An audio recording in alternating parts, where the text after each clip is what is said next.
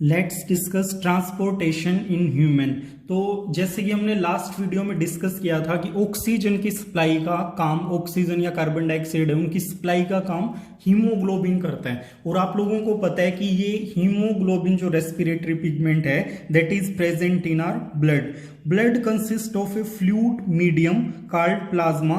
इसके अंदर जो फ्लूइड मीडियम है, लिक्विड पार्ट है, उसको हम प्लाज्मा बोलेंगे। और इसी के अंदर सेल होती हैं, उन्हीं सस्पेंडेड सेल मतलब घूमती रहती हैं, वो उसके अंदर प्रेजेंट रहती हैं।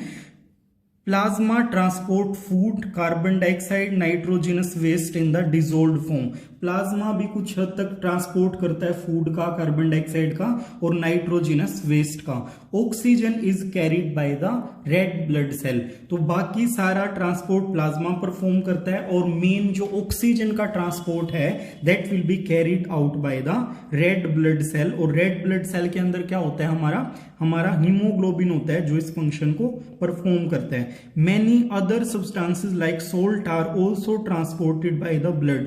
कोई और salt है जिसके हमारी बॉडी में रिक्वायरमेंट है तो उसका ट्रांसपोर्ट क्या है, वो भी आपका ब्लड के द्वारा किया जाएगा। तो ब्लड क्या होता है, ये हमारा एक तरीके का कनेक्टिव टिश्यू है जो पूरी बॉडी में कनेक्शन एस्टेब्लिश करता है। लंग्स से ऑक्सीजन को लेके पूरी बॉडी में जाता है, बॉडी से कार्बन डाइऑक्साइड को लेके हमारे लंग्स में जाता है। हमारा जो एंडोक्राइन सिस्टम है जो हम नेक्स्ट चैप्टर में पढ़ेंगे, उससे हार्मोन को कलेक्ट करके उनकी स्पेसिफिक साइट पे लेके जाता है। इसी तरीके से डाइजेस्टेड फूड को हमारी स्मॉल इंटेस्टाइन से लेके पूरी बॉडी में सर्कुलेट करवाता है।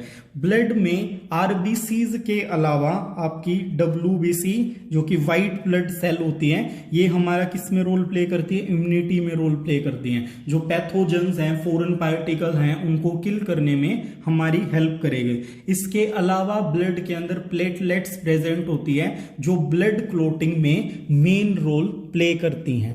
Before discussing the function of heart, we will discuss the different type of blood vessels. So we have three kind of blood vessels. First one is artery. Artery mean which will carry the blood from heart to body. Heart से जो body को blood लेके जाएगी उसी को हम artery बोलेंगे।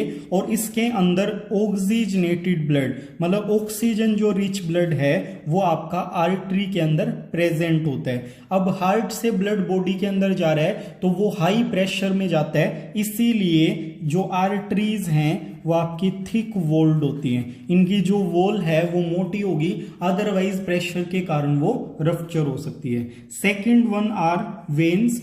Veins क्या करेंगी, बॉडी से हार्ट को ब्लड की सप्लाई करेंगी, मतलब कि डीऑक्सीजनेटेड ब्लड को बॉडी से हार्ट के पास लेके जाएंगी, हार्ट लंग्स के पास भेजेगा ताकि उसको प्यूरिफाई करवाया जा सके। तो डीऑक्सीजनेटेड ब्लड को लेके जाने वाली जो वेसल्स हैं बॉडी से हार्ट के पास, उनको हम वेन बोलते हैं। इनके अंदर प्रेशर नहीं होता, इसीलिए ये थिन वॉल्ड होती हैं, थिन होती हैं। आर्टरीज आपकी थिक होती हैं। Third one are capillaries. Capillaries क्या होती हैं, सपोज कीजिए आर्टरी आ रही है, आर्टरी आपकी फाइन ब्लड वेसल्स में ऐसे डिवाइड होगी और इधर से दोबारा ज्वाइन होके ये वेन में ओपन हो जाती है। तो बीच में जो ये पतली ब्लड की नलियां हैं इन्हीं को हम कैपिलरीज बोलते हैं। और ये इतनी पतली क्यों होती है, for the exchange of gases. मतलब अगर यहां से ऑक्सीजनेटेड ब्लड आया है तो ये सेल को ऑक्सीजन की सप्लाई में हेल्प करेंगी, और सेल के अंदर कार्बन डाइऑक्साइड ज्यादा है तो उसको ब्लड में लेके जाने में हेल्प करेंगी। तो कैपिलरीज का मेन फंक्शन है एक्सचेंज ऑफ गैसेस। तो ये थी हमारी तीन तरह की ब्लड वेसल्स, और हार्ट से निकल रही हैं या हार्ट के अंदर एंटर कर रही है उसके बिहाफ पे हम इनको नाम देते हैं।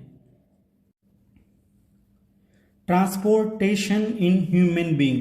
ट्रांसपोर्टेशन ह्यूमन बीइंग के अंदर कैसे होता है, तो हमने लास्ट वीडियो में जैसे देखा था कि ब्लड जो है वो नेसेसरी होता है for the process of transportation, क्योंकि लंग्स से डिफ्यूजन के थ्रू आपका ब्लड पूरी बॉडी में नहीं जा सकता। In the same way blood जो है अपने आप पूरी बॉडी में सर्कुलेट नहीं कर सकता। ये वैसे ही है जैसे आप क्या करते हो, अपनी जो वाटर टैंक होता है उसको फिल करने के लिए आप वाटर मोटर का यूज करते हो। इसी तरीके से हमारे पास कोई ना कोई कोई मैकेनिज्म होना चाहिए जिससे इतना प्रेशर क्रिएट हो सके कि हार्ट से ब्लड पूरी बॉडी में जा सके। तो हमारा जो पंपिंग ऑर्गन है that is heart.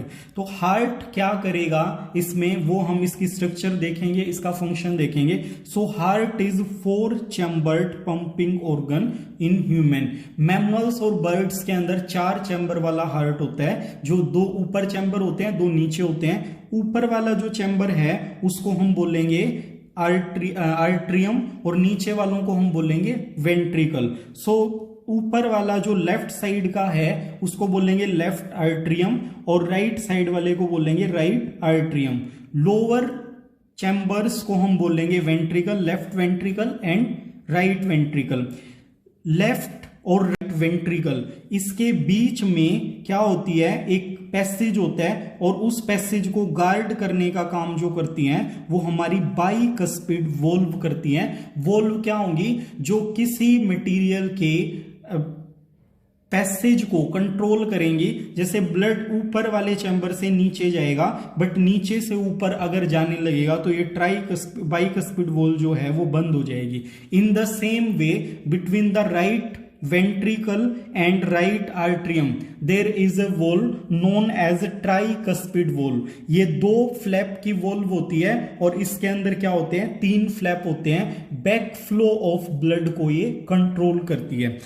Cardiac muscle से हमारा हार्ट बना हुआ होता है, जो क्या करता है, अपने आप इसके अंदर कॉन्ट्रैक्शन की पावर होती है। स्पेशल टाइप का टिश्यू है, इसीलिए इसको कार्डिक मसल बोला जाता है। अब लंग्स के ऊपर आप देख सकते हो, मैंने लंग्स शो किए हुए हैं। लंग्स हार्ट के कंपैरिजन में बहुत बड़े साइज के होते हैं। इनफैक्ट हार्ट जो है कहीं यहाँ पे थोड़ी सी जगह में प्रेजेंट होता है, बट यहाँ पे हम पढ़ रहे हैं हार्ट के बारे में, इसलिए मैंने इसको मैग्नीफाई किया हुआ है। इनके सिर्फ फंक्शन मैंने शो किया है, लंग्स क्या कर रहा है या बॉडी जो हमारी या बॉडी की सेल हैं वो क्या फंक्शन परफॉर्म करेंगे।